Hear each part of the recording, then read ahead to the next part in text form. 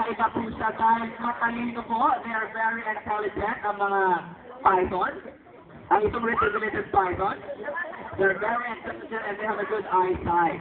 And unlike other pythons, ayan, they have a blurry eyesight. Ayan mga super friends po natin, yan po ang ating Philippine reticulated python. Dahil naman po siya naging ambassador, ay ano po ginagamit ng ahas? Anong ginagamit sa balat ng ahas? Ayan, kaso ng safety. Okay. Kaya naman po sa atin na, ayan, stop pulling up. Ayaw!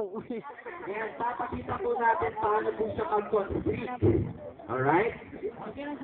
Alright, constriction, ayan mga super friends po natin, constriction, ayan, through abstraction.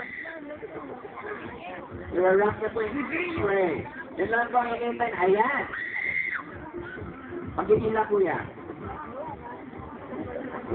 Ayan, ipagagat mo na kuya. Ayan, dyan po, ayan, yun po, basta nirarock niya yung kanyang prey to death and to go the process and ginagawa niya and pray through asphyxiation.